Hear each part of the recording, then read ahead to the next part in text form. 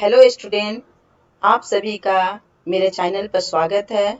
आज हम सभी 9th क्लास का 4th चैप्टर वन्य समाज और उपनिवेशवाद का पार्ट 2 पढ़ेंगे। इसका पार्ट 1 वीडियो बन चुका है। जिसने नहीं देखा है इसका आई बटन क्लिक करके देखें। और आज हम लोग वन्य समाज और उपनिवेशवाद का पार्ट 2 पढ़ेंगे। इसके मुख्य बिंदुओं पर पहले हम लोग चर्चा करेंगे। पटरी पर स्लीपर, वन विद्रोह, बस्तर के लोग, जावा के जंगलों में हुए बदलाव, युद्ध और वन विनाश, बस्तर और जावा के औपनिवेशिक वन प्रबंधन में क्या समानताएं हैं। पहला हम लोग का है पटरी पर स्लीपर। स्लीपर किसे कहते हैं? रेल की पटरी के आर पार लगे लकड़ी के तख्ते जो पटरियों को उनकी जगह पर रोके रखते हैं। या स्लीपर के बारे में 1 नंबर का प्रश्न आता है। नेक्स्ट टॉपिक हम लोग का है वन विद्रोह।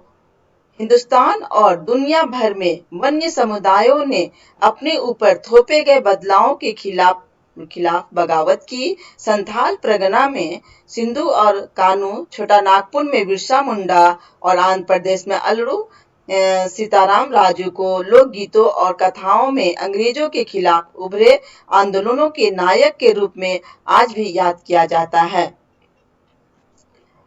यहाँ हम लोग का दिखाया गया है बिरसा मुंडा छोटा नागपुर के, अल्लूरी सीताराम राजू और सिद्धू कानू की तस्वीर दिखाई जा रही है।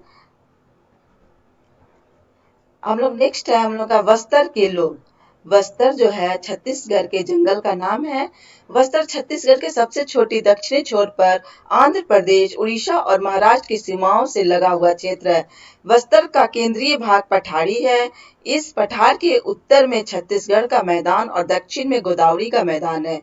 इंद्रावती नदी बस्तर के आर पर पूरब से पश्चिम की तरफ बहती है। बस्तर में मरिया और मुड़िया, गोंड, धुरवा, भत्रा, हलवा आदि अनेक आदिवासी समुदाय रहते हैं।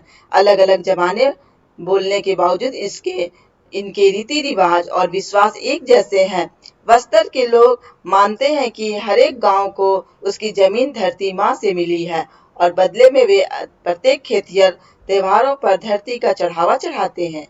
धरती के अलावा वे नदी, जंगल व पहाड़ों की आत्मा को भी उतना ही मानते हैं। यहाँ दिखाया हुआ है बस्तर के लोग को। हम लोग का नेक्स्ट टॉपिक है जावा के जंगलों में हुए बदलाव। जावा को आजकल इंडोनेशिया के चावल उत्पादक द्वीप के रूप में जाना जाता है, लेकिन एक जमाने में यह क्षेत्र अधिकांशतः वनाच्छादित था। इंडोनेशिया के एक डच उपनिवेश था और जैसा कि हम देखेंगे कि भारत व इंडोनेशिया के वन कानूनों में कई समानताएं थी। इंडोनेशिया में जावा ही एक वह क्षेत्र था जहां डचों ने वन प्रबंधन की शुरुआत की थी। अंग्रेजों की तरह वे भी जहाज बनाने के लिए जावा से लकड़ी हासिल करना चाहते थे। सन 1600 में जावा की अनुमानित आबादी 34 लाख थी। हालांकि उपजाऊ मैदानों में ढेर सारे गांव थे, लेकिन पहाड़ों में भी घुमंतू खेती करने वाले अनेक समुदाय थे। जावा जो है इंडोनेशिया में है। जावा के जंगल हैं। युद्ध और वन विनाश हमारा नेक्स्ट टॉपिक है। पहले और दूसरे विश्व युद्ध का जंगलों पर गहरा असर पड़ा। भारत में तमाम चालू कार्य योजनाओं को स्थगित करके वन विभाग ने अंग्रेजों की जंगी जरूरतों को पूरा करने के लिए बेतहाशा पेड़ काटे। जावा पर जापानियों के कब्जे से ठीक पहले डचों ने भस्म कर भागो नीति अपनाई, जिसके तहत आरा मशीनों और सागौन के विशाल लट्ठों को ढेर जला दिए गए, जिससे वे जापानियों के हाथ न लग पाए।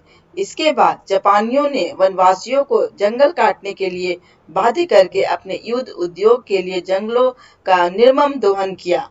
परंतु सारे गांव वालों ने इस अवसर का लाभ उठाकर जंगल में अपनी खेती का विस्तार किया। यह जंगल को जलाया गया है और भस्म कर भागो नीति को अपनाया गया है और उसी को दर्शाया जा रहा है।